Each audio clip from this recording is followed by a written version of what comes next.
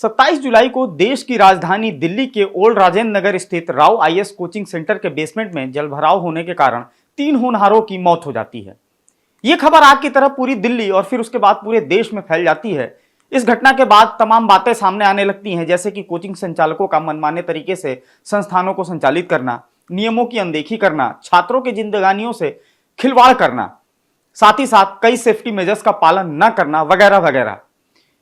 इस मुद्दे पर राजनीति भी खूब हुई। छात्र दोषियों पर कार्रवाई के लिए प्रदर्शन करते रहे, वहीं पॉलिटिकल पार्टीज एक दूसरे के ऊपर दोषारोपण करती रही। छात्रों की मांग थी कि जांच के लिए कमेटी गठित की जाए। इसी बीच यह भी सवाल उठता है कि आखिर किसी कोचिंग संस्थान के लिए क्या नियम तय किए गए हैं, या किसी भी कोचिंग संस्थान को शुरू करने के लिए किन परमिशंस की आवश्यकता होती है, या फिर इनमें लापरवाही पर क्या कार्रवाई का प्रावधान है।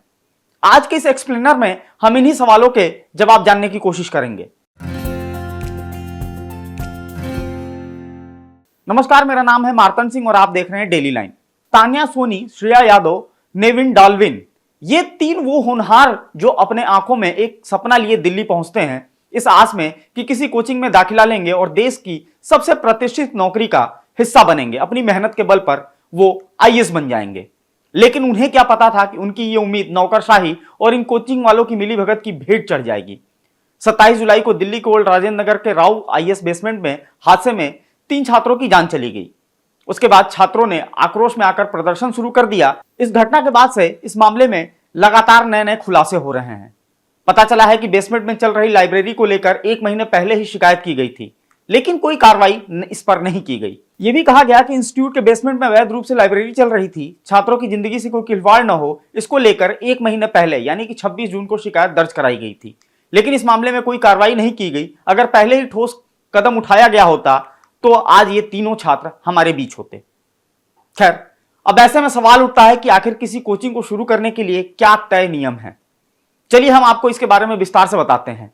भारत सरकार के शिक्षा मंत्रालय के उच्च शिक्षा विभाग ने इसी साल कोचिंग सेंटर के पंजीकरण और विनियम के लिए दिशा निर्देश 2024 पेश किया था। इसका मकसद है कोचिंग सेंटर के रजिस्ट्रेशन व रेगुलेशन के लिए एक फ्रेमवर्क का निर्माण करना। इसके तहत कोचिंग संचालन के लिए न्यूनतम मानक आवश्यकताओं, छात्रों के हितों की रक्षा, पाठ्यचर्या संबंधी गतिविधियों पर ध्यान, कैरियर मार्गदर्शन और छात्रों के मानसिक कल्याण के लिए मनोवैज्ञानिक परामर्श पर ध्यान रखा जाना। भारत सरकार के शिक्षा मंत्रालय के उच्च शिक्षा विभाग द्वारा कोचिंग सेंटर के लिए पेश किए गए रजिस्ट्रेशन और रेगुलेशन दिशा निर्देश 2024 के अनुसार एक कोचिंग सेंटर की संज्ञा उसे दी गई है जो कि स्कूल, कॉलेज और यूनिवर्सिटी लेवल के 50 से ज्यादा छात्रों को शैक्षणिक सहायता देने के लिए स्थापित या संचालित किया जाता हो। किसी कोचिंग सेंटर की स्थापना के लिए सरकार द्वारा बताए गए जरूरी फॉर्म, फीस और दस्तावेजों की आवश्यकताओं का पालन करते हुए अपने स्थानीय क्षेत्र के भीतर सक्षम अधिकारी के पास पंजीकरण के लिए आवेदन जमा करना होता है। अगर किसी कोचिंग सेंटर की कई ब्रांच हैं तो हर ब्रांच को अलग अलग इकाई माना जाता है। इसके लिए अलग अलग रजिस्ट्रेशन की भी जरूरत होती है। यही नहीं, कोचिंग संस्थानों के लिए मार्केटिंग के लिए भी तय नियम है। सरकार द्वारा बनाए गए नियम के मुताबिक कोचिंग सेंटर के छात्रों और अभिभावकों को आकर्षित करने के लिए परीक्षा की रैंक और नंबर के भ्रामक वादों या गारंटी देने से कोचिंगों को बचना होता है।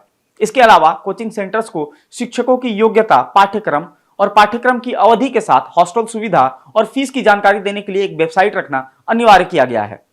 छात्रों के एडमिशन, फीस और एग्जिट के लिए भी नियम तय किए गए हैं। किसी कोचिंग सेंटर में 16 वर्ष से कम उम्र के छात्रों को एडमिशन देने की अनुमति नहीं है।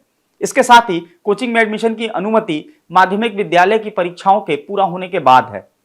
इसके अलावा कोचिंग में अनेक पाठ्यक्रमों के लिए ट्यूशन फीस उचित होनी चाहिए, फीस की रसीद मिलनी चाहिए, एक प्रोस्पेक्टस में फीस, संस्थान छोड़ने के नियम और फीस वापसी प्रक्रियाओं की जानकारी भी देनी चाहिए। अगर कोचिंग बीच में छोड़ने की बात करें तो 10 दिनों के भीतर अनुपातिक धन वापसी अनिवार्य की गई है। वहीं पाठ्यक्रम के बीच में फीस में बढ़ोतरी की भी सख्त मनाही है। ये नियम हॉस्टल और पाठ्यक्रम दोनों पर ही लागू हैं।